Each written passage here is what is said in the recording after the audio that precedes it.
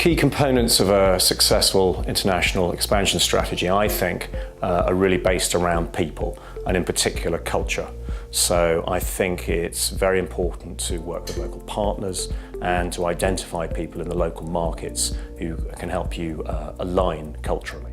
So I've had experience expanding in 2 countries, and I also failed trying to go into a 3rd. And the 3 things that really made it successful for me was, 1, finding the local partnership. So if I'm going to go in and build my own team and or partner with a local company or do a merger in that company, is to first have matched values. So find somebody who's going to perpetuate your culture and make sure that you're going to align on how you're going to do business together and business within that organization and within the country.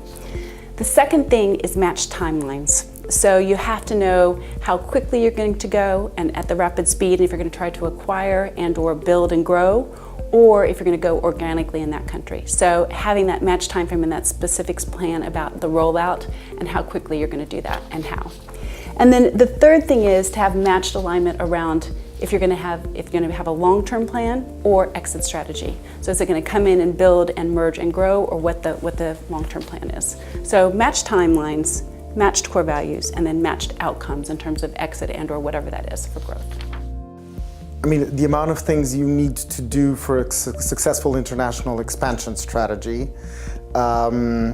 is never ending. I think it's about prioritizing what are the ones that are critical for your specific business. So I think understanding the context of the market that you're trying to go into, what are the similarities and what are the advantages that you can bring into the market, and then basically having a sound strategy that enables you to almost like mature and evolve as you go through it and iterate and adjust.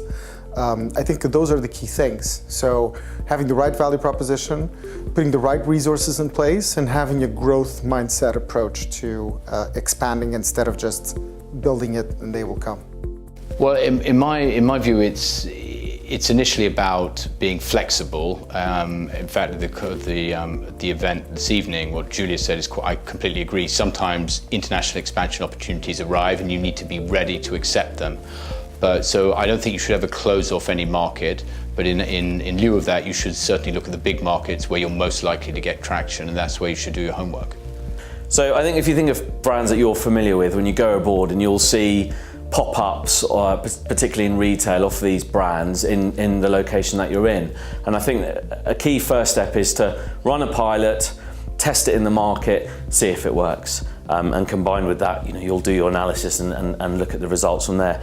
Second thing then is, once you've decided on which of those markets work for you, is to then try and create a localized footprint in each of those locations. And how you should do that is think about using whatever technology you invest in, software that's going to allow you to give a 360 view off your entire business. So I don't mean your domestic market, I also mean all the other locations that you have around the world, so that you can have a clear depiction of how they're all performing. And I think those sort of 3 key facets will definitely help you.